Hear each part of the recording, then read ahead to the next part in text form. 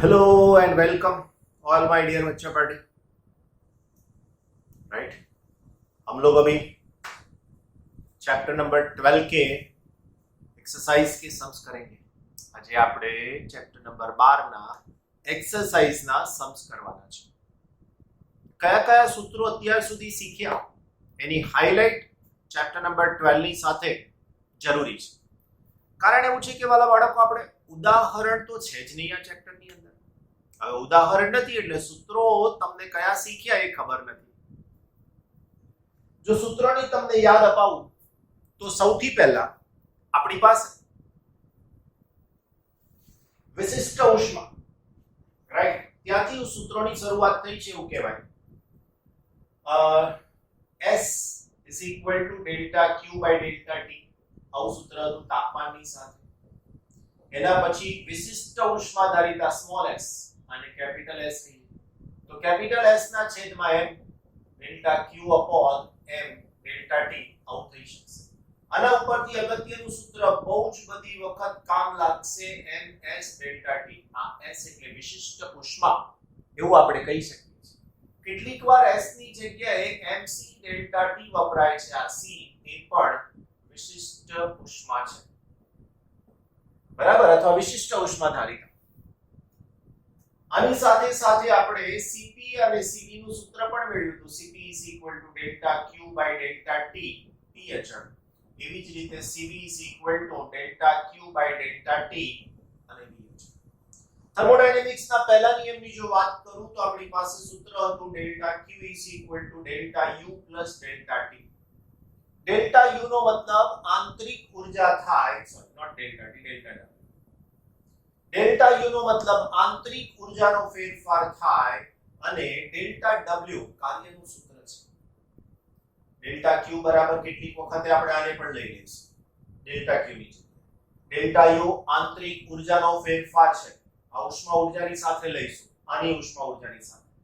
Delta W એનું એક સામાન્ય સૂત્ર લખ્યું હતું P डेल्टा V राइट। अलग अलग प्रक्रिया में अलग अलग सूत्र મળ્યા હતા યાદ હોય તો। સમતાપી પ્રક્રિયા માટે કાર્યનું સૂત્ર W Q mu RT ln V2 by V1। કાર્ય ક્યારે ધન કદ વધે તો કાર્ય ધન કદ ઘટે તો કાર્ય ઋણ। ઉષ્માનું તંત્ર દ્વારા શોષણ થાય તો ઉષ્મા ધન અને ઉષ્માનું ઉત્સર્જન થાય તો ઉષ્મા ઊર્જા ઋણ કહેવામાં આવે છે।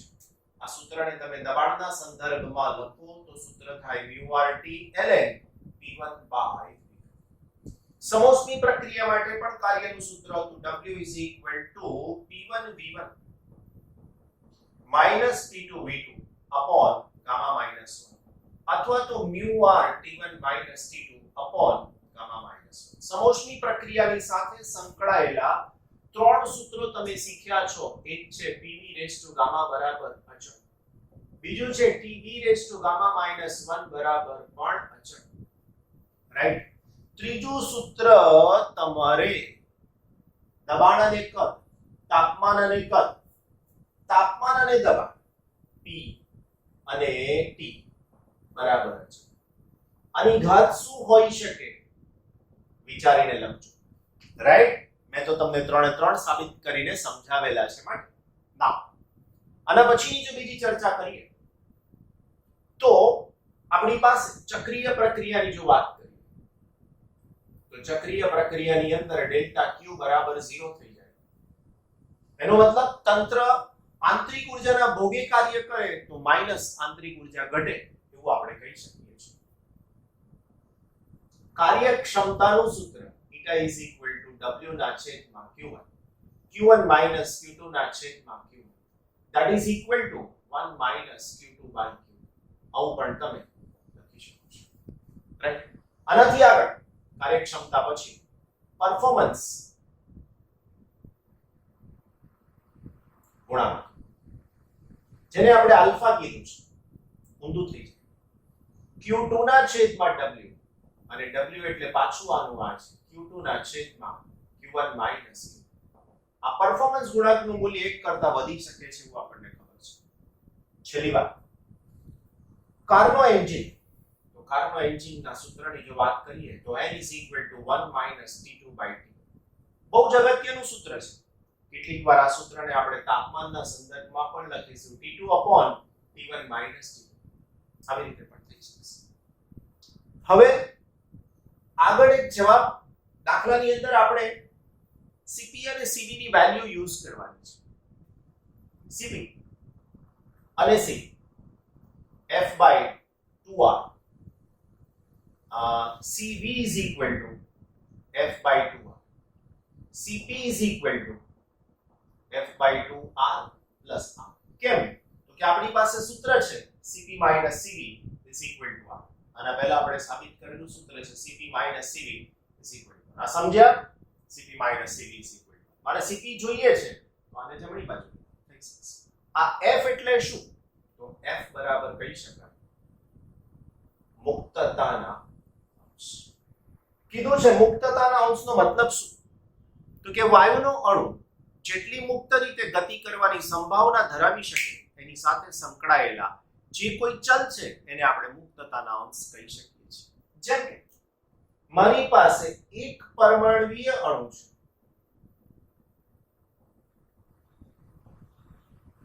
હવે આ એક પરમાણુય અણુ એટલે કોણ હોય? તો કે હિલિયમ, નિયોન, આર્ગન વગેરે.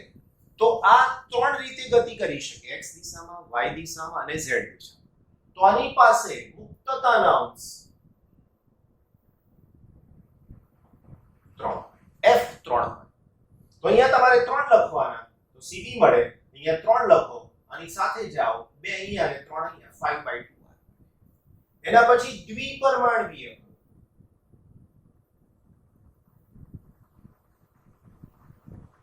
in a by condition rigid rotator એટલે દ્રઢ દોલક. એનો મતલબ આવો અણુ x દિશામાં ગતિ કરે, y માં ગતિ કરે, z માં ગતિ કરે. એનાથી આગળ એ આમાંથી પસાર થતી અક્ષને અનુલક્ષે ને આમ પણ ચાક ગતિ કરી શકે, આમાંથી પસાર થતી અક્ષને અનુલક્ષે ને આમ ચાક ગતિ, ઉપર લંબ અક્ષને અનુલક્ષે ને આમ ચાક ગતિ. એટલે ચાક ગતિની સાથે સંકળાયેલા બીજા બે મુક્તતાના અંશ, તો એની પાસે 5 મુક્તતાના અંશ. એના પછી દ્વિપરમાણુય કણ દ્રઢ દોલક સિવાય, દ્રઢ દોલક ના હોય એનો મતલબ કે દ્રઢ દોલક એટલે આવી વાઇબ્રેશન ગતિ પણ એની અંદર શક્ય બને, એનો મતલબ કે દોલન ગતિ શક્ય છે, દોલન ગતિ પણ એમાં શક્ય છે. તો એમાં ટોટલ 7 મુક્તતાના અંશ હોઈ શકે છે. ટોટલ 7 મુક્તતાના અંશ. આ ઊંચા તાપમાને જ શક્ય બને છે. ઓરડાના તાપમાને દ્રઢ દોલકમાં 5 હોય, બહુ જ હાયર તાપમાન વધારે પડતું હોય તો વાઇબ્રેશન્સ થાય. તો એ પ્રમાણે છે. આનો આખો ટોપિક નેક્સ્ટ ચેપ્ટરમાં છે, એ વખતે પાછા આપણે સમજીશું અને ગણતરીમાં લઈશું. પણ હાલ પૂરતું આટલું જ્ઞાન સ્વાધ્યાયના દાખલા ગણવા માટે આપણી પાસે કાફી છે. તમને ખબર છે કે ફિઝિક્સનો સિલેબસ બધો બહુ જ લાંબો છે. સ્ટીલ આપણે એક વસ્તુને ધ્યાનમાં લઈને આગળ વધીએ છીએ મારા વાલાઓ. એક બાબતને સમજાવવી જરૂરી બને છે. તમે એવું જોયું કે મારે આ નેક્સ્ટ ચેપ્ટરનો પાર્ટ છે, છતાં અહીંયા મારે સમજાવવો પડે. હવે હું એવું તો નહીં કહું કે ભાઈ આ દાખલો નહીં ગણાવું, એવું નહીં ચાલે. હું બધું જ ગણાવું છું, તમને ખબર પડે એવી રીતે. સમય તો જોઈશે જ. બધા સબ્જેક્ટના સિલેબસ પૂરા થઈ જાય પણ ફિઝિક્સનો સિલેબસ પૂરો થતા બહુ જ વાર લાગે. અને હજુ આ તો આપણે ટેક્સ્ટ બુક જ, હજુ તો વધારાના એમસીક્યુ ને આ તે બધું બહુ બાકી છે. તો એ બધું ક્યારે થાય? જ્યારે આ બધું જલ્દી પૂરું થાય તો, રાઈટ? ઓકે વાલા બચ્ચો, તો લેટ મી સ્ટાર્ટ. આ સૂત્રો મિનિમાઇઝ કરેલા સૂત્રો છે, આનાથી ડીપમાં જાઓ ઘણા બધા સૂત્રો શક્ય છે, બટ આ મિનિમમ કન્ડિશન આપણે મિનિમમ. ઓકે, આગળ કીધું તો એ પ્રમાણે ઉદાહરણમાં દાખલા નથી. ધેટ મીન્સ આપણે જે દાખલા ગણવાના છે તે સ્વાધ્યાયના છે. ચેપ્ટર નંબર 12 એનું સ્વાધ્યાય અને એનો ધેટ મીન્સ ચેપ્ટર નંબર 12 સ્વ અધ્યાય જાતે ગણવાનું હોય અને સ્વ અધ્યાય કહેવાય. સ્વાધ્યાય 15 પોઈન્ટ ના ભાઈ 12.1, રાઈટ? ચેપ્ટર નંબર 12 દાખલા નંબર 1 શું કહે છે જુઓ.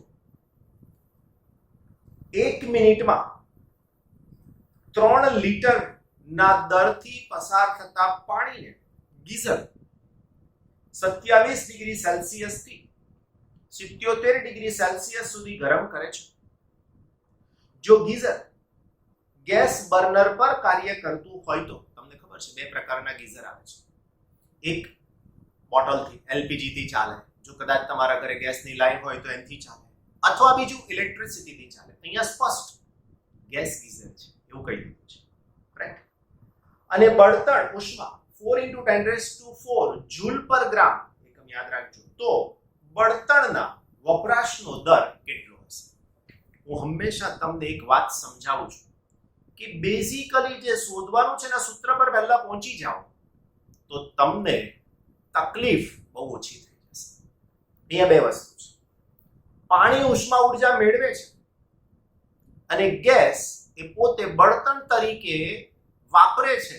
એ ગેસનો દર કેટલો હોવો જોઈએ કે એકમ સમયની અંદર અથવા તો 1 મિનિટમાં કેટલો ગેસ વપરાય તે શોધવાનું છે. તો અહીંયા જે શોધવાનું છે એ હું અહીંયા લખું તો એક્ઝેક્ટલી ખ્યાલ આવે કે શું થઈ રહ્યું છે. તો અહીંયા લખી શકીએ પાણીને ગરમ કરવા જરૂરી ઉષ્મા ઉર્જા બરાબર પાણી ગરમ થાય છે બરાબર વપરાતા ગેસ વડે મળતી ઉષ્મા ઉર્જા. હવે આ બંને ઇક્વેટ કરી લીધા. હવે તમને ખબર પડી ગઈ કે મારે શું જોઈશે તે. હવે ખબર પડી ગઈ કે મારે શું જોઈશે તે. આ લોજિક સેટ થઈ ગયું. આ લોજિક સેટ થઈ ગયું. ઘણા બધા પૂછે છે કે સર દાખલા યાદ કેવી રીતે રાખવાના? આ ટ્રીક છે દાખલાને યાદ રાખવાની. જો અહીંયા મેં કશું જ નથી લખ્યું છતાં અહીંયા પહોંચી ગયા. હવે આપેલી માહિતીને સેપરેટ કરી. 1 મિનિટમાં 3 લીટર પ્રતિ દર ધેટ મીન્સ ગરમ થતા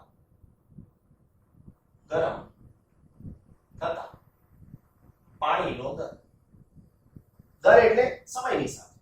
તો લખી શકીએ V = 3 લીટર પ્રતિ 1 લીટર 10⁻³ મીટર ક્યુબ. કન્વર્ઝન ખૂબ જ જરૂરી છે વાલા મિત્રો, યાદ રાખવું જ પડે, ચાલે જ નહીં.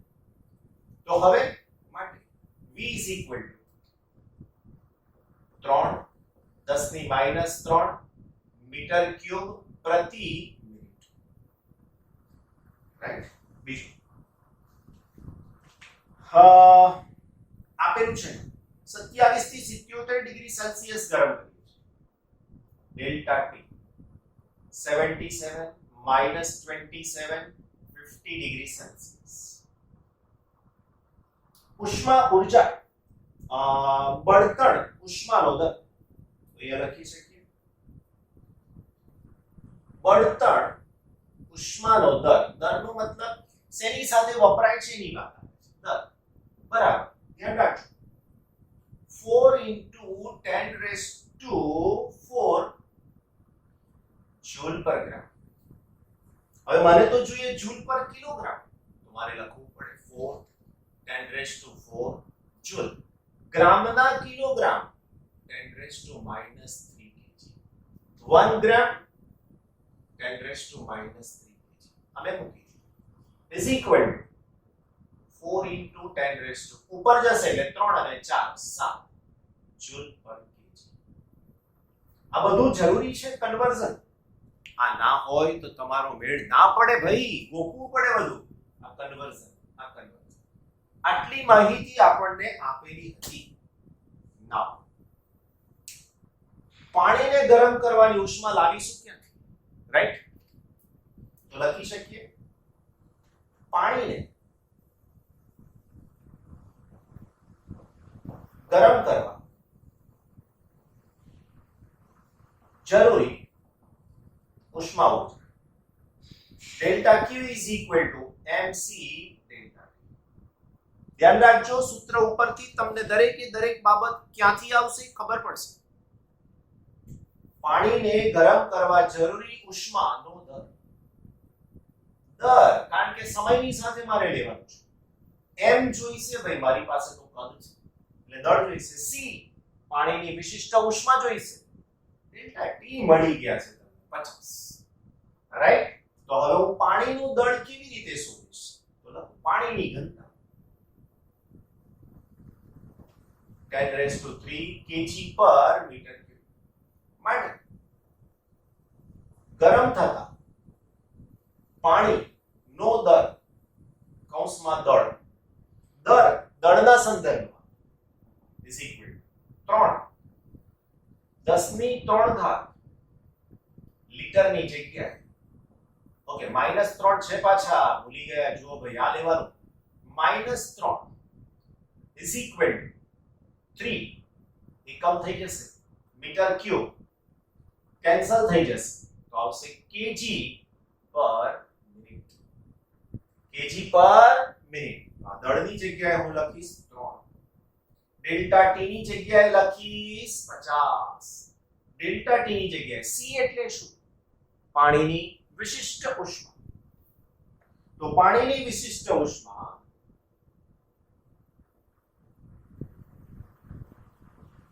નોર્મલી આપેલી પણ આપણને નથી આપી 4.2. 10³ પ્લસ હોવા જોઈએ, ધ્યાન રાખજો, માઈનસ નહીં. પ્લસ હોવા જોઈએ, ધ્યાન રાખજો, માઈનસ નહીં. આ માઈનસ નથી, પ્લસ છે. જૂલ પર કેજી ડિગ્રી સેલ્સિયસ.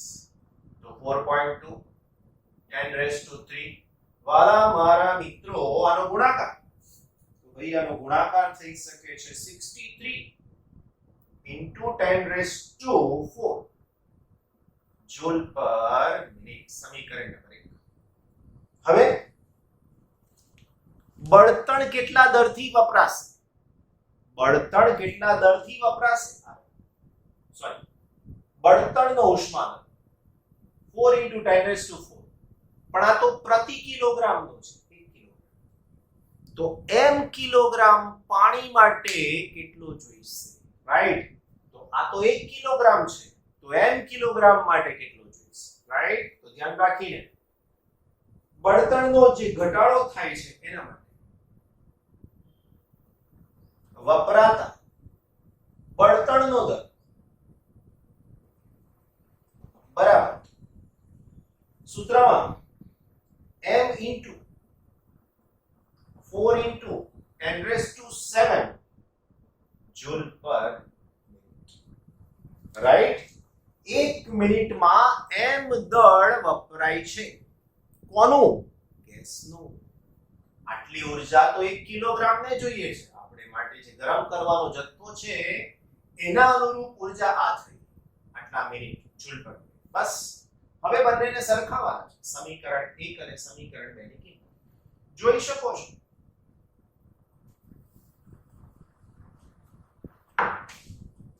પાણીને ગરમ કરવા જરૂરી ઉર્જા વપરાતા ગેસ માટે. આટલી ઉષ્મા ઉર્જા પાણીને ગરમ કરવા માટે જરૂરી છે. આટલી ઉષ્મા ઉર્જા વાપરશે કોનાથી વપરાય છે? તો કે પાણીને ગરમ કરવા. પણ ઘટે છે કોણ?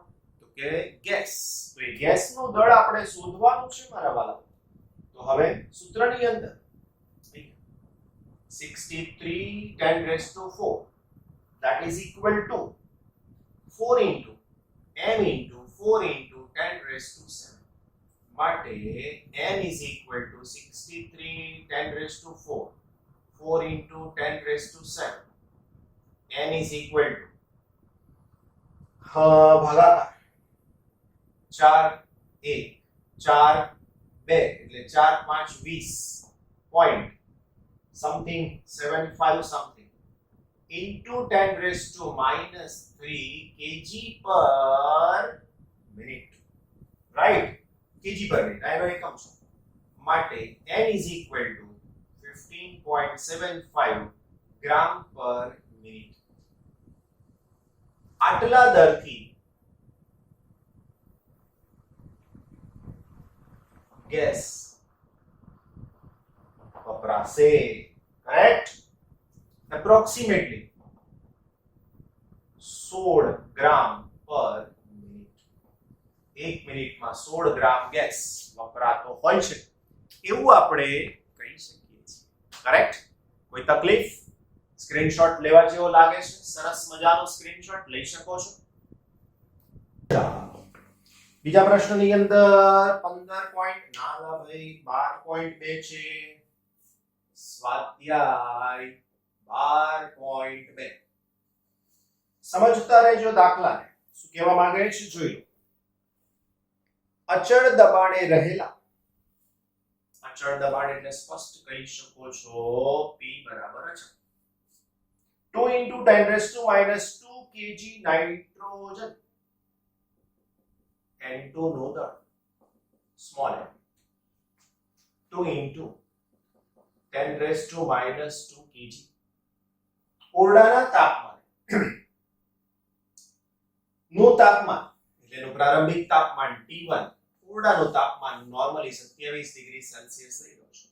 T2 અંતિમ તાપમાન 45 ડિગ્રી સેલ્સિયસ, રાઈટ?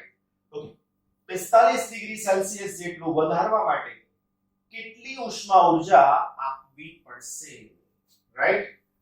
ઓકે, તાપમાન 45 ડિગ્રી વધારવું છે હો ભાઈ. તો 45 ડિગ્રી વધારવું હોય તો મારે એ T2 ના લખવું જોઈએ. Direct delta T is equal to 45 degree Celsius. તો T2 is equal to 27 વત્તા 45 જે આવશે તે ડિગ્રી સેલ્સિયસ, રાઈટ? આપણે જરૂર નથી. કેટલી ઉષ્મા ઊર્જા આપવી પડે એનો મતલબ કે Q અથવા તો ડેલ્ટા Q કેટલા થાય એવો પ્રશ્ન છે. ઓકે, N2 નો અણુભાર, N2 નો અણુભાર 28 આવું છે ગ્રામ પર mall, that is equal to 28 10 raised to minus 3 kg per mole, right? R ની વેલ્યુ આપેલી છે 8.31 જૂલ પર મોલ કેલ્વિન. મેં છેદમાં લખ્યું છે, એમણે અંશમાં લખ્યું છે, એટલા માટે તમને -1 ઘાતની સાથે કીધું છે.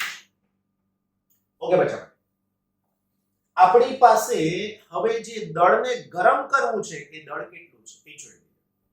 એના પહેલા નાઇટ્રોજનને આપવી પડતી ઉષ્મા ઊર્જા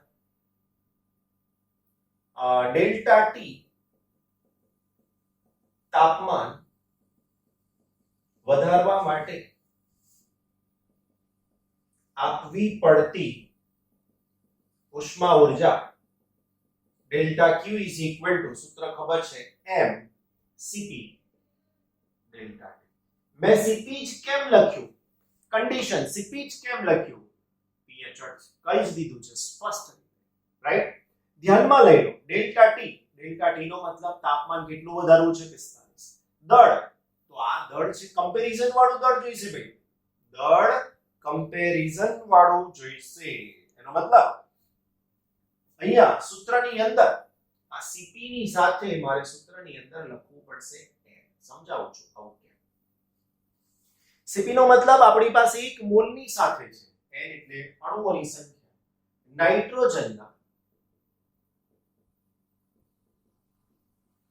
નાઇટ્રોજનના વાયુનું સાપેક્ષ દળ બરાબર અણુની સંખ્યા. વાલા મિત્રો, આટલા છે તો 1 મોલ થઈ શકશે, તો આટલા 1 એટલા. આટલા છે તો 1 મોલ છે તો આટલા 1 એટલા. તો હવે એના આન્સરમાં 2 into 10 raised to minus 2 divided by 28 10 raised to minus 3. એનો ભાગાકાર થઈને આન્સર મળશે 0.714. આ થઈ શકશે સાપેક્ષ દળ અથવા તો અણુની સંખ્યા. સાપેક્ષ દળ અથવા તો અણુની સંખ્યા, રાઈટ? આની જગ્યાએ મૂકી શકીએ છીએ કે ડેલ્ટા ટી ની વાત આવે તો 45 થઈ ગયા. પ્રશ્ન આવ્યો સીપી. હવે સીપી ની જગ્યાએ શું લખું?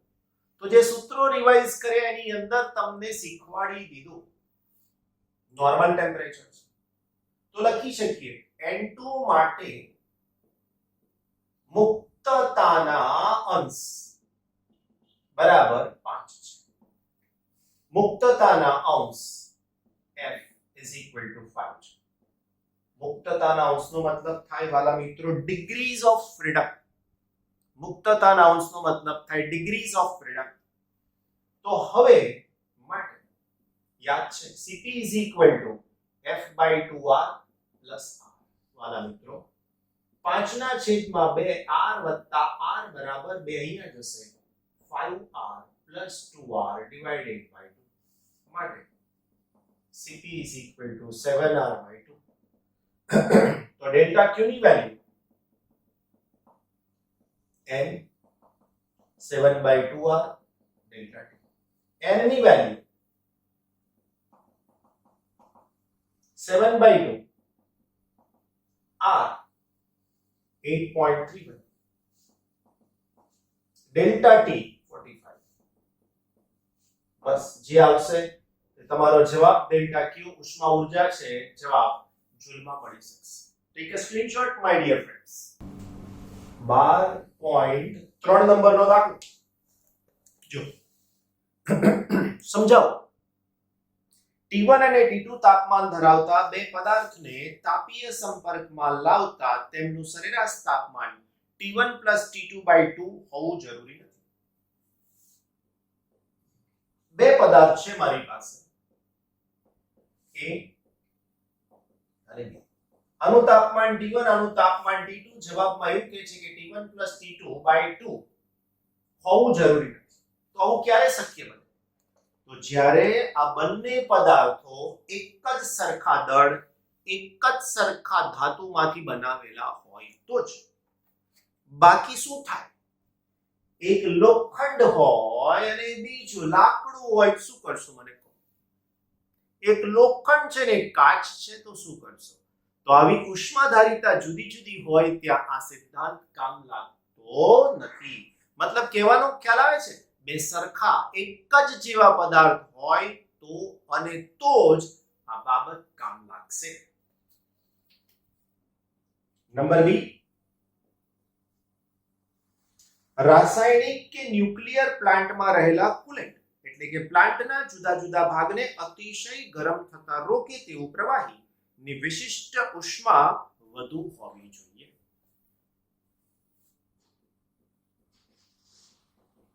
વિશિષ્ટ ઉષ્મા વધુ એનો મતલબ શું? તો મતલબ તે વધારે ઉષ્માનું શોષણ કરી શકે. હવે આવું હોય તો શું થાય?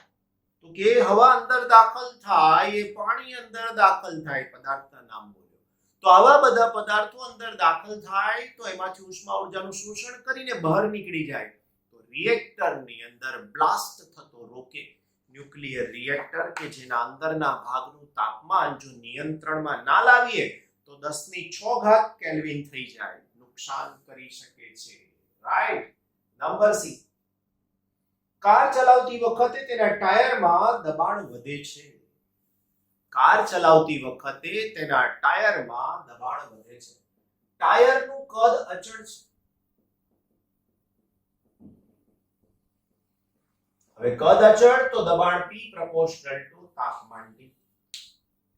ટાયર રોડ સાથે ઘસાય છે ને ઘર્ષણ થવાના પરિણામ સ્વરૂપ ટાયર રોડ સાથે ઘસાય છે ને ઘર્ષણ થવાના પરિણામ સ્વરૂપ એનું તાપમાન વધે છે ને તાપમાન વધવાથી એની અંદરનું દબાણ પણ વધે છે. કેવી સરળ સરળ બાબતો છે, સમજવામાં એકદમ સહેલામાં સહેલું. નેક્સ્ટ, ચોથું, દરિયા કિનારે આવેલા બંદર હાર્બર્ડ વાતાવરણ સમાન અક્ષાંશ ધરાવતા જંગલમાં આવેલા શહેર કરતા ગરમ ઉષ્ણ હોય છે. બહુ સામાન્ય વાત છે. દરિયા કિનારે છે એનો મતલબ કે એની આસપાસ જે દરિયાની પાણીની બાષ્પ છે તે છે, જ્યારે એની કમ્પેરિઝનમાં દૂર જંગલમાં આવેલો પ્રદેશ છે ત્યાં જમીન છે ત્યાં એવી પાણીની બાષ્પ નથી અને પાણીની સાથે એની ઉષ્મા વાહકતા વિશિષ્ટ ઉષ્માધારિતા પ્રમાણમાં વધારે હોવાના પરિણામ સ્વરૂપ ત્યાં આગળ તાપમાન ઓછું દરિયા કિનારાની સામે હુંફાળું અને જંગલ પ્રદેશની અંદર દિવસ દરમિયાન વધારે અને રાત્રિ દરમિયાન ઘટી શકે એવું તાપમાન શક્ય બની શકે છે. તો આવા એમસીક્યુઝ જ્યારે બને ત્યારે આવા પ્રશ્નો તમને મદદ કરે. ઓકે, તો આવા પ્રશ્નોને સમજવા, એનું કન્ક્લુઝન તમારે લખવું અને ત્યારબાદ તમારે જવું 12.4 નંબરના સ્વ અધ્યાયના દાખલા પર, રાઈટ? બહુ સરસ. ચાલો, ચોથો દાખલો સ્વાધ્યાય. ખસી શકે તેવો પિસ્ટન ધરાવતા એક નળાકાર પાત્રમાં પ્રમાણભૂત તાપમાન અને દબાણ 3 મોલ હાઇડ્રોજન ભરેલો છે. હાઇડ્રોજન H2 નું દળ બરાબર 3 મોલ છે. નળાકાર પાત્રની દિવાલો ઉષ્મા અવાહક પદાર્થની બનેલી છે. જો પિસ્ટન પર રેતીનો ઢગલો કરી અવાહક બનાવ્યો છે, જો વાયુને તેના કદ કરતા અડધા કદ સુધી સંકોચિત કરવામાં આવે તો વાયુનું દબાણ કેટલા પ્રમાણમાં બદલાશે? અહીંયા લખી શકીએ વાયુનું પ્રારંભિક દબાણ બરાબર P, જે કેટલું છે? તો વાયુનું પ્રારંભિક દબાણ P1 પ્રમાણમાં કીધું છે એટલે P1 ના વાયુનું અંતિમ દબાણ જેને હું કહી શકું P2, રાઈટ? બીજી વાત, વાયુનું પ્રારંભિક કદ V1, વાયુનું અંતિમ કદ V2 બરાબર V1/2. જોઈ લો શું કીધું છે? વાયુને તેના કદ કરતા અડધા કદ સુધી સંકોચિત કરવામાં આવે છે, રાઈટ? ઓકે, કયા પ્રકારની પ્રક્રિયા થશે અહીંયા? તો લખી શકીએ અહીં થતી પ્રક્રિયા સમોષ્મી છે અને સમોષ્મી પ્રક્રિયા માટે PV raised to gamma બરાબર માટે P1 V1 raised to gamma, P2 V2 raised to gamma અચળિત માટે P2 by P1 that is equal to V2 by V1 raised to gamma. તમને થાય સર આ બધું બરાબર છે પણ ગામા છે શું ભાઈ? તો ઓલરેડી સમજાવી ચૂક્યો છું મારા વાલા મિત્રો કે ગામા is equal to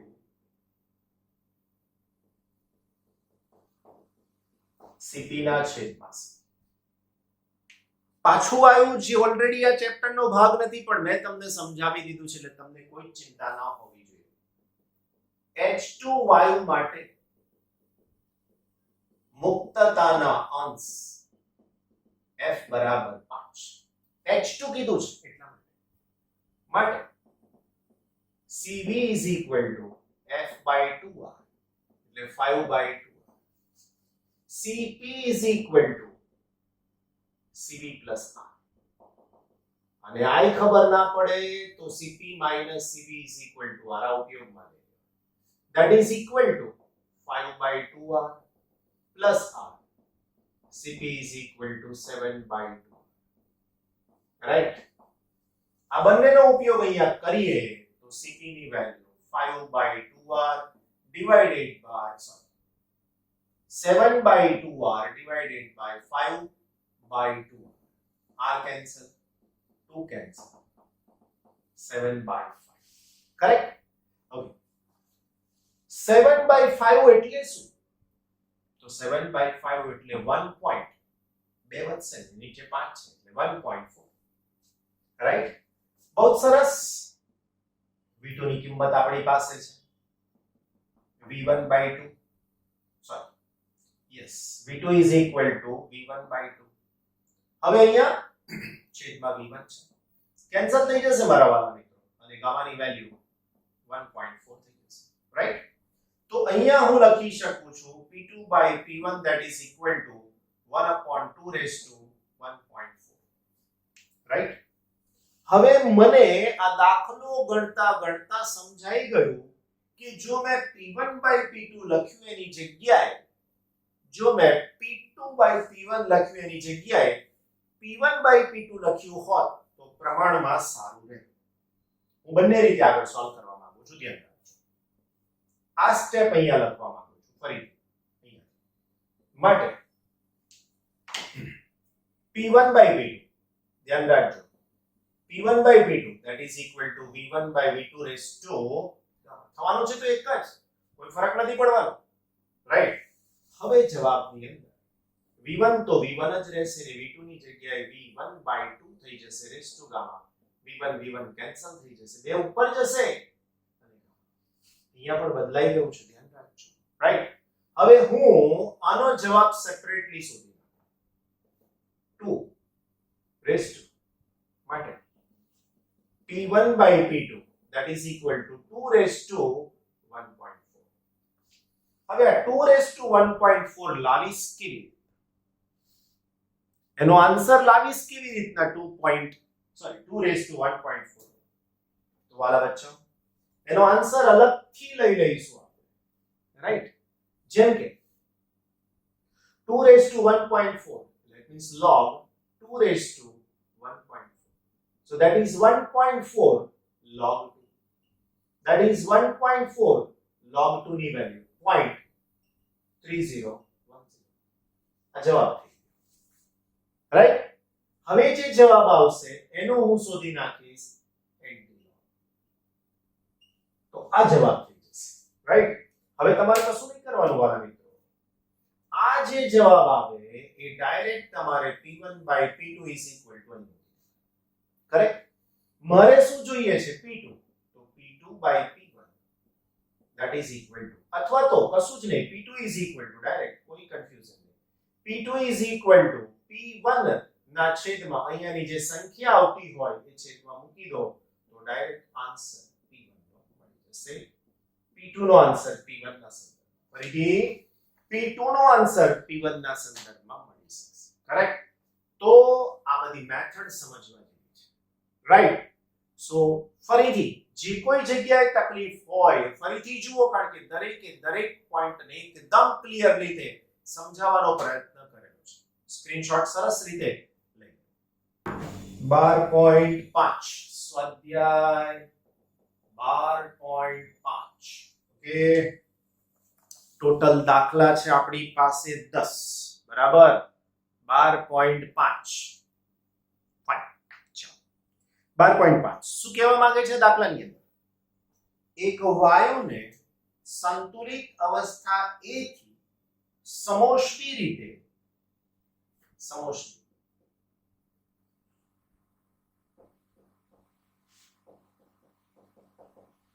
પ્રક્રિયાથી B સુધી લઈ જવામાં આવે છે, રાઈટ. તંત્ર પર થયેલું કાર્ય 22.3 જૂલ છે.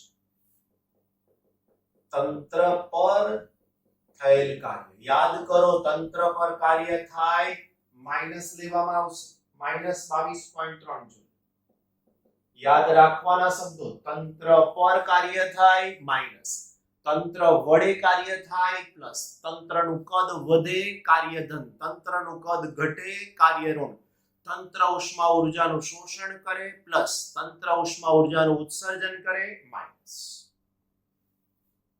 જો તંત્રને A થી B સુધી એવી રીતે લઈ જવામાં આવે કે જેથી તેમાં શોષાયેલી ચોખ્ખી ઉષ્મા 9.35 કેલરી હોય, બીજી રીતે A થી B પર જતા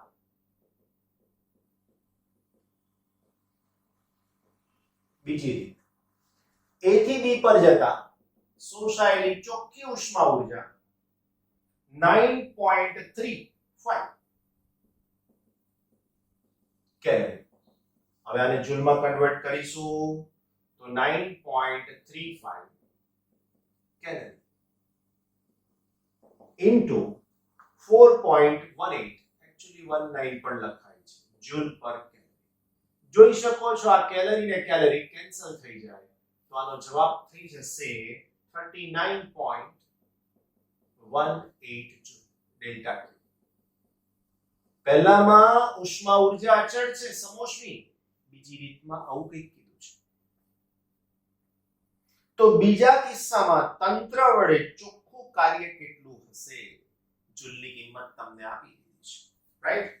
ઓકે, જવાબની અંદર થર્મોડાયનેમિક્સના પ્રથમ નિયમ મુજબ, થર્મોડાયનેમિક્સના પ્રથમ નિયમ મુજબ delta Q is equal to delta U plus delta W. प्रथम स्थितिમાં डेल्टा Q बराबर 0 છે, સમોષ્મી પ્રક્રિયા,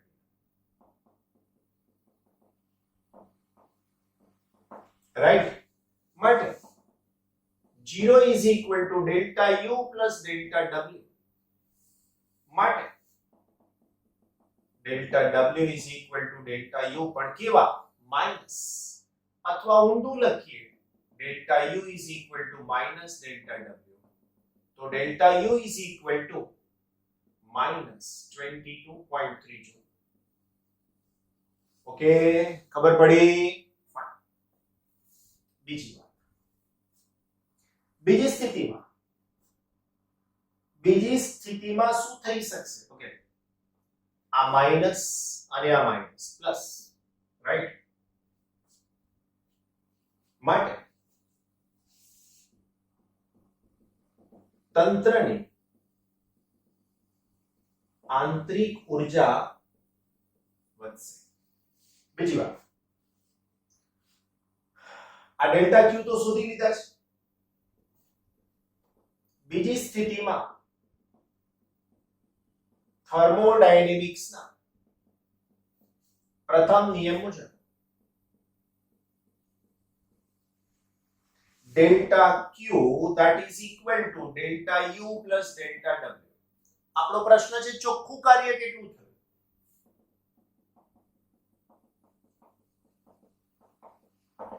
delta Q minus delta U. જવાબમાં આટલા જ. That's it. Full and final answer. Take a screenshot. ફટાફટ.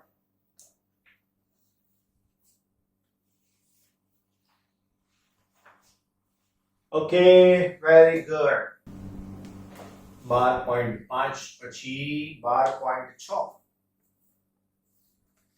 એક સરખી ક્ષમતા ધરાવતા બે નળાકાર પાત્રો A અને B એકબીજા સાથે સ્ટોપ કોક વડે બંધ કરી શકાય તેવો કોક વડે જોડેલા છે. નળાકાર પાત્રો એટલે તમે આવો વિચાર કરી શકો મારા વાલાઓ, આ એક નળાકાર પાત્ર, રાઈટ? અહીંયાથી બીજું નળાકાર પાત્ર, ઓકે, આની અંદર એક કોક રાખ્યું છે, ખોલ બંધ કરી શકાય, રાઈટ? આવું કંઈક છે. ઓકે, એમાં વાયુ પ્રમાણભૂત તાપમાન અને દબાણે રહેલું છે. બી સંપૂર્ણ ખાલી છે, આ પાત્ર ખાલી છે, રાઈટ? અને આમાં વાયુ ભરેલો છે, પ્રમાણભૂત તાપમાન અને દબાણ. ઓકે, આખું તંત્ર તાપી રીતે અલગ કરેલું છે. ટી બરાબર અચળ એવું કહી દીધું છે. સ્ટોપ કોક ને અચાનક ખોલી દેવામાં આવે છે. તો નીચેના પ્રશ્નોના જવાબ આપો. પહેલો, એ અને બી માં અંતિમ દબાણ કેટલું હશે? એ અને બી માં અંતિમ દબાણ કેટલું હશે? હવે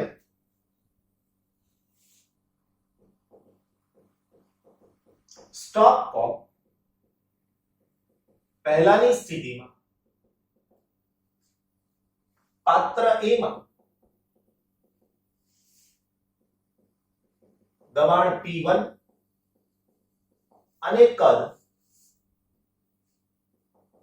V1 છે. સ્ટોપ કોક ખોલતા પહેલા સ્ટોપ કોક ખોલ્યા બાદ પરિણામ દબાણ P2 અને કદ V2 બરાબર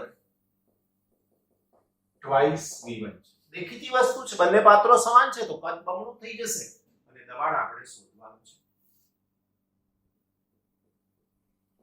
સમગ્ર પ્રક્રિયા દરમિયાન તાપમાન T અચળ હોવાથી P1 V1 that is equal to P2 V2, તો P2 is equal to P1 V1 by V2. વાલા મારા મિત્રો, P2 V1 sorry P1 V1 V2 is equal to twice V1 V1 V1 cancel, તો P1 by 2 થાય, તો માટે P2 is equal to 0.5 P1, તો જવાબ મળી ગયો. લા ભાઈ હજબડ પડી. P1 એક વાતાવરણ છે, P1 is equal to 1 atm, તો P2 is equal to 0.5 atm. આ પણ લાજવાબ. બીજો, વાયુની આંતરિક ઉર્જામાં કેટલો ફારફેર થયો હશે ભાઈ? જવાબ આપો જલ્દી. ભાઈ કોણ બોલે છે? જવાબ આપો. વાયુની આંતરિક ઉર્જાનો ફેરફાર બરાબર 0. કહેશું કેમ 0? કારણ કે આંતરિક ઉર્જાનો ફેરફાર ડેલ્ટા U બરાબર 0. કારણ કે સમગ્ર પ્રક્રિયા દરમિયાન तापमान कैसो रहते हैं? तो क्या अचल रहते हैं, अचल रहे छे, अचल रहे छे माटे अला क्लियर. Okay clear. चलो नेक्स्ट ત્રીજો પ્રશ્ન, વાયુના તાપમાનમાં કેટલો ફેરફાર થયો હશે? ભાઈ આવું કેમ પ્રશ્ન પૂછો છો? તમે જ કહો છો કે તાપમાન અચળ છે, પછી કેમ? કે સમગ્ર પ્રક્રિયા દરમિયાન તાપમાન અચળ રહે છે, માટે તાપમાનમાં ફેરફાર ન થાય. રાઈટ ભાઈ? ચોથામાં કઈ ક્વેશ્ચન પૂછ્યો છે ભાઈ એમણે? જવાબ દઈશું ને વાલા મિત્રો? હા ચોક્કસ. શું તંત્રની વચ્ચેની અવસ્થાઓ અંતિમ સંતુલિત અવસ્થામાં સ્થિર થતા પહેલા પીવીટી સપાટી પર હશે? સપાટીની જગ્યાએ સંતુલન શબ્દ વધારે યોગ્ય છે, તો લખી શકાય અહીં વચગાળાની તમામ અવસ્થા P V T સાથે સંતુલનમાં નહીં જ હોય, માત્ર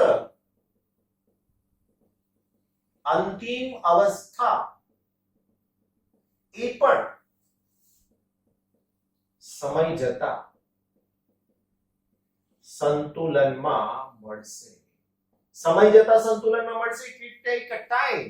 એવું નહીં કે કોક ખોલી નાખ્યો એટલે વાયુ જતો રહ્યો એટલે સંતુલન, એવું નહીં ભાઈ. એમાં પણ સંતુલન સ્થપાતા વાર લાગશે. સપાટી પરનો મતલબ સંતુલન સ્થપાતા વાર લાગશે, એવું આપણે કહી શકીએ છીએ. રાઈટ? વચગાળાની તમામ અવસ્થાઓ અસંતુલિત હશે. વચગાળાની તમામ અવસ્થા સંતુલનમાં નહીં હોય. સંતુલનમાં ના હોય એનો મતલબ અસંતુલિત અવસ્થાઓ છે, એવું જ આપણે કહી શકીએ છીએ. Tech a screenshot. 12 પોઈન્ટ ભાઈ કયો નંબર કમ્યા? 7. 12.7 એવું ને? 12.7 12.7. Very good. શું કીધું છે? એક વરાળ યંત્ર 1 મિનિટમાં 5.4 10⁸ જૂલ કાર્ય આપે છે. કાર્ય W 5.1 સોરી 4 into 10⁸ જૂલ કાર્ય આપે છે, એટલે પ્લસ. તેને બોઇલરમાંથી 1 મિનિટમાં 3.6 10⁹ જૂલ ઉષ્મા પૂરી પાડે છે. પૂરી પાડે છે એટલે શોષાતી ઉષ્મા ઊર્જા Q1 that is equal to 3.6 10⁶ joule. Sorry 9 છે હો. ઓકે. એન્જિનની કાર્યક્ષમતા કેટલી હશે? 1 મિનિટમાં કેટલી ઉષ્મા ઊર્જા વેડફાતી હશે? નંબર 1 પહેલો એન્જિનની કાર્યક્ષમતા આપણે બધાની કાર્યક્ષમતા કાઢીએ છીએ, યાદ છે? મોબાઈલ એકવાર ચાર્જ કર્યા પછી આટલું કામ કરે, કારમાં ટુ વ્હીલરમાં પેટ્રોલ પુરાય 1 લીટર પુરાયું આટલું ચાલે, કારમાં 10 લીટર પુરાયું આટલું ચાલે. ખાલી આપણી કાર્યક્ષમતા કાઢતા નથી, રાઈટ? આપણી કાર્યક્ષમતા વર્ષમાં એકવાર નીકળે, ખબર ને? એક્ઝામ આવે ત્યારે n is equal to engine વડે દર મિનિટમાં થતું કાર્ય, એન્જિન વડે થતું કાર્ય ના છેદમાં શોષાયેલ ઉષ્મા ઊર્જા, મતલબ W ના છેદમાં Q1 માટે n is equal to સૂત્ર થઈ શકશે W 5.4 10 raised to 8 divided by 3.6 10 to the power 9. એનો આન્સર જેને જવાબ કહેવાય ભાઈ 0.15 ઘાતની સાથે, રાઈટ? માટે n is equal to 0.15 into 100 percentage, 15% કાર્યક્ષમતા થઈ, રાઈટ? હવે બીજો પ્રશ્ન પૂછ્યો છે, દર મિનિટે કેટલી ઉષ્મા ઊર્જા વેડફાતી હશે? દર મિનિટે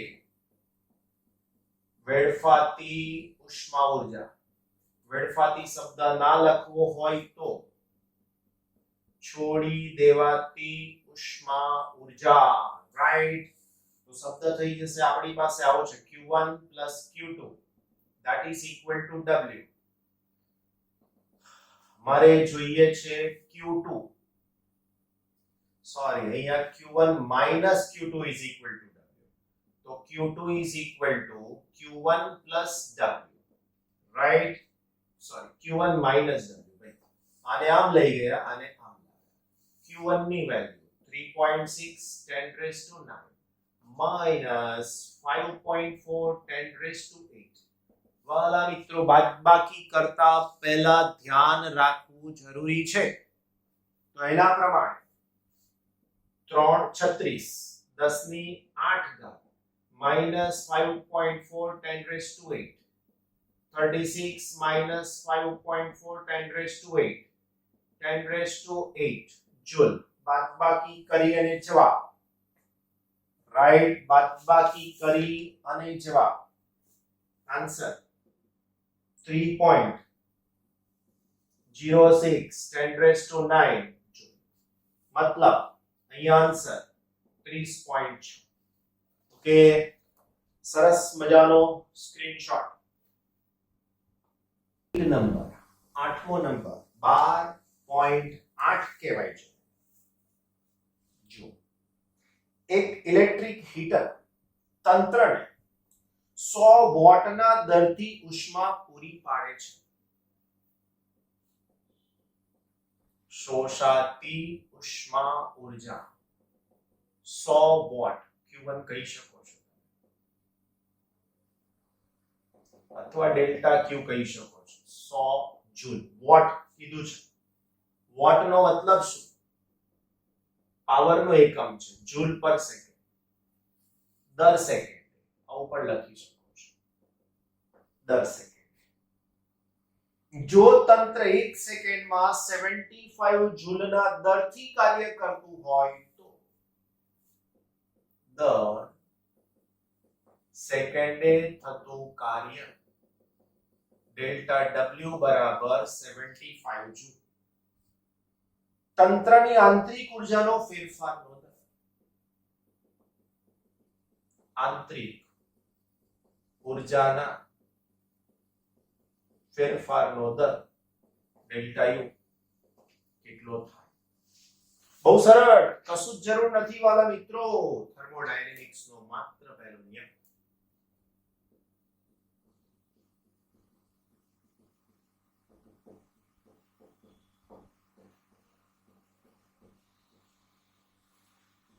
delta Q is equal to delta U plus delta W. Delta U is equal to delta Q minus delta W. Delta Q 100 છે, right? Minus delta W 75 છે. 25 જૂલ પ્રતિ સેકન્ડ ના દરથી બદલાશે. માટે આંતરિક ઉર્જાના ફેરફારનો દર delta U is equal to 25 joule per second.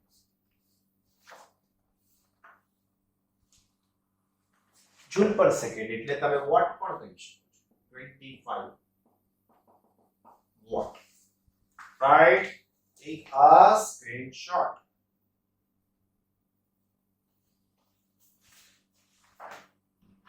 Fine.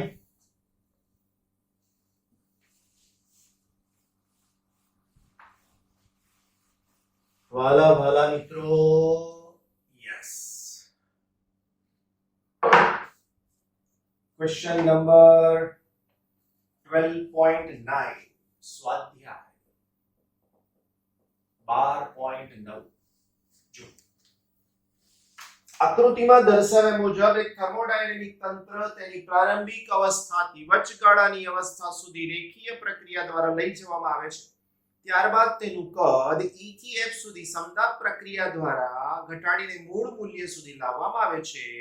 તો વાયુ દ્વારા D થી E માર્ગ દરમિયાન D થી E થી F સુધીમાં થયેલું કુલ કાર્ય ગણો. ભાઈ કુલ કાર્ય ગણો એવું કીધું જ. રાઈટ? કુલ કાર્ય ગણો. કુલ કાર્ય માત્ર આકૃતિ અગત્ય, બીજું કચ્છું જ નહીં. તો આ O ઉદ્ગમ, રાઈટ? આ અક્ષ પર કદ લીધું છે V અને આ અક્ષ પર લીધું છે દબાણ P. એકમ જોઈ લેજો, ન્યૂટન પર મીટર સ્ક્વેર. કદનો એકમ મીટર ક્યુબ. રાઈટ? D. રેખા ત્રાસી જતી રહી છે ભાઈ, સીધી. D અહીંયા E અહીંયા F. ઓકે, ખતમ.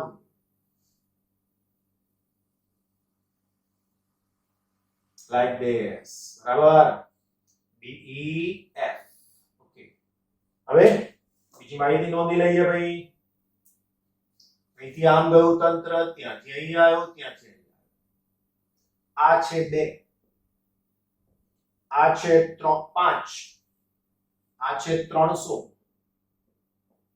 અને આ છે 600. તમને જ્યારે ક્વેશ્ચનમાં આકૃતિ આપી હોય તો કેટલાક બાળકો જવાબમાં દોરતા નથી. મને એમ કહો કેટલી વાર લાગે દોરતા? બહુ સમય જ ના જાય, પણ માર્ક્સ પૂરેપૂરા. રાઈટ? હવે આપણે અહીંયા કુલ કાર્ય શોધવું છે. તો કુલ કાર્યનો જવાબ લખો અહીંયા. કુલ કાર્ય બરાબર DE માર્ગે કાર્ય પ્લસ EF માર્ગે કાર્ય પ્લસ FD માર્ગે કાર્ય. પણ તમને ખબર છે કે હું પહેલાને 1, બીજાને 2, ત્રીજાને 3 કહીશ. તો હવે જવાબમાં ત્રીજું કાર્ય તો 0 જ લખી નાખો. તમે કહેશો સર આટલી બધી ઉતાવળ? યસ મારા દીકરાઓ, આ સ્ટ્રેટ લાઈન છે એટલે અહીંયા કાર્ય થાય છે. રાઈટ? ચાલો, નંબર 1 પહેલું DE માર્ગે કાર્ય. DE માર્ગે કાર્ય કેટલો થાય આ કાર્ય વાલા મિત્રો? તો DE માર્ગે કાર્ય અહીંથી તો એક ત્રિકોણ અને એક લંબચોરસ. તો લખી શકાય ત્રિકોણ DEF નું ક્ષેત્રફળ. ત્રિકોણ DEF નું ક્ષેત્રફળ પ્લસ લંબચોરસ FE5 નું ક્ષેત્રફળ. આપણે ક્યાં નામ બદલવા છે? નામ બદલવા હોય તો બદલી નાખો. EF G અને H ક્યાં ફરક પડે છે ભાઈ? નું ક્ષેત્રફળ. રાઈટ? ઇઝ ઇક્વલ ટુ ત્રિકોણનું ક્ષેત્રફળ 1/2 પાયો 5 ઓછા 2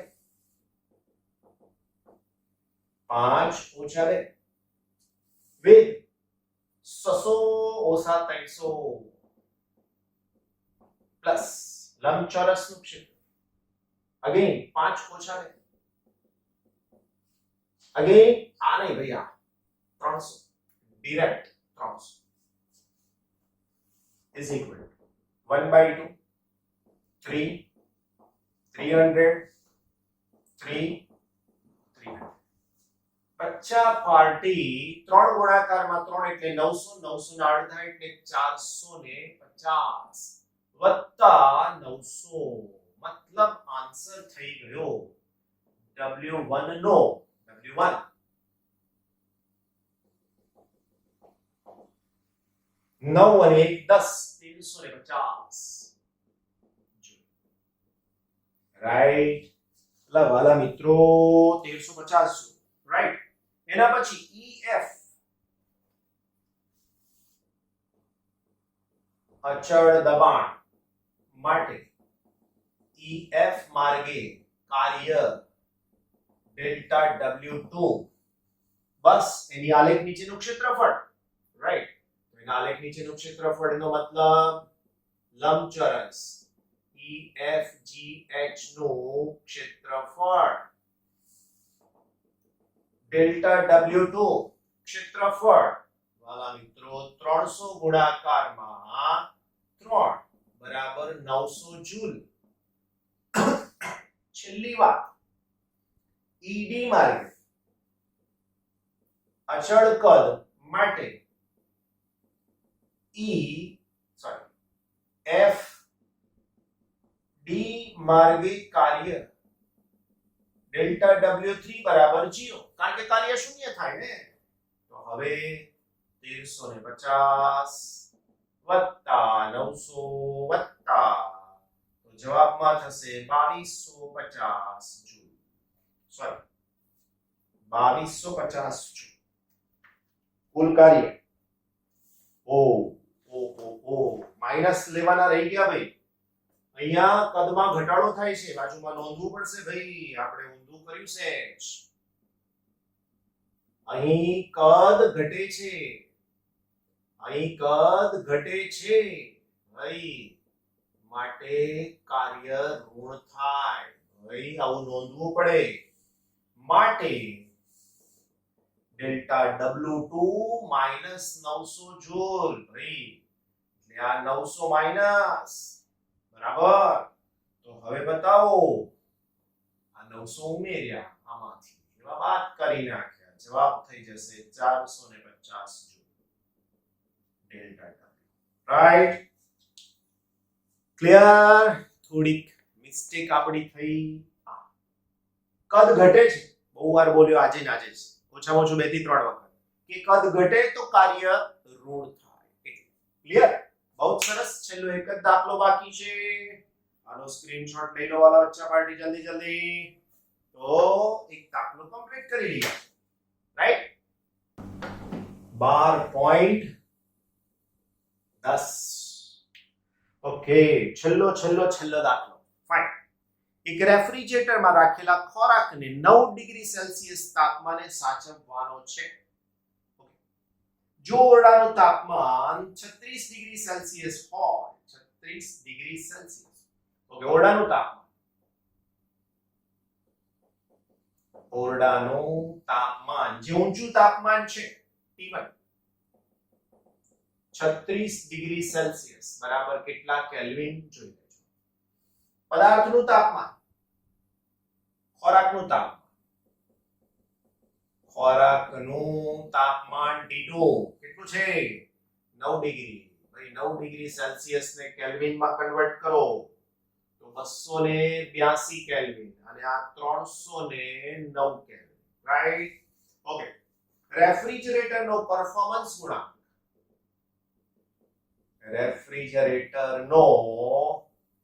પરફોર્મન્સ ગુણાંક જેને હું કહું alpha is equal to Q2 ના છેદમાં W that is equal to Q2 ના છેદમાં Q1 minus Q2 right Q1 શું છે જ્યાં Q1 એ T1 તાપમાને મુક્ત થતી ઉષ્મા ઊર્જા છે અને Q2 એ T2 તાપમાને શોષાતી ઉષ્મા ઊર્જા છે માટે alpha is equal to T2 by T1 minus T2 પણ લઈ શકાય.